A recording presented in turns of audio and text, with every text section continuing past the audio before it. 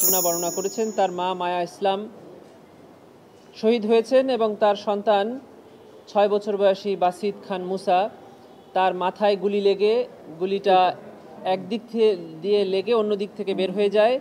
তাকে ঢাকা শহরের বিভিন্ন হাসপাতালে ভর্তি করা হয়েছিল, চিকিৎসা প্রদান করা হয়েছে। পরবর্তীতে সিঙ্গাপুরে নিয়ে দীর্ঘ কয়েক মাস চিকিৎসা শেষে বাংলাদেশের সিএমএইচে রাখা হয়েছে। এখনও তিনি চিকিৎসাধীন আছেন। তাকে আজকে তার বাবা সাক্ষ্য প্রদানকালে তার বাবা সরাসরি দেখেছেন কিভাবে তার মাথায় গুলিটা লাগলো।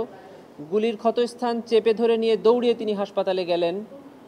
রামপুরাতে ১৯ জুলাই এই ঘটনা ঘটে এবং সেখান থেকে কিভাবে ঢাকা মেডিকেল কলেজে নিলেন। ঢাকা মেডিকেল কলেজে ওনার সার্জারি হলো, অপারেশন হলো, সেখান থেকে সিএমএইচে আনা হলো, সিএমএইচ থেকে সিঙ্গাপুরে নেওয়া হলো, সিঙ্গাপুর থেকে আবার সিএমএইচে আনা হলো।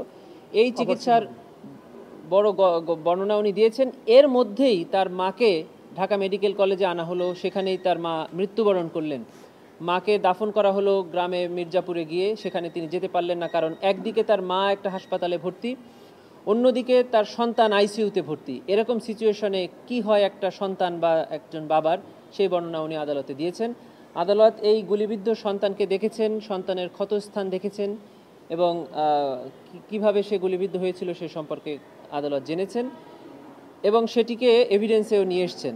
এই সম্পর্কে আজকে ট্রাইব্যুনালে সাক্ষ্য গ্রহণ হয়েছে এবং তার জেরাও সম্পন্ন হয়েছে। এই জেরার মধ্যে থেকে ফুটে উঠেছে যে এই যে ১৯ জুলাই এবং এর আশপাশে কয়েকটি দিন ঢাকা শহরে এই আন্দোলনে পুলিশ এবং তৎকালীন সরকারের বাহিনী কিভাবে নির্বিচারে নিরীহ নিরস্ত্র ছাত্র জনতার উপরে গুলি করেছিলেন। ওনারা কিন্তু তাদের নিজেদের বাড়ির মানে ঘরের গেটে ছিল, বাচ্চাটা আইসক্রিম খেতে চেয়েছিল বাবার কাছে, বাবা আইসক্রিম কেনার জন্য তাকে বাড়ির ৬ তলা থেকে নিচতলায় নামিয়ে নিয়ে এসেছিলেন, কিন্তু ফেরত যাবেন কার সঙ্গে সেজন্য সাথে করে তার দাদিকেও নিয়ে এসেছিলেন। এই দাদি এবং এই বাচ্চা এই দুজনকে নিয়ে এসে যখন বাসার গেটে এসেছেন, ঠিক সেই মুহূর্তে একটা বুলেট এসে এই বাচ্চার মাথায় বিদ্ধ হয়ে পেছন থেকে বের হয়ে ওই বুলেটটি এই বাচ্চার দাদির পেটে লাগে এবং দাদি মারা যায়। ছেলেটি চিকিৎসা শেষে আল্লাহ তাকে বাঁচিয়ে রেখেছে, এজন্য আমরা দেখতে পাচ্ছি।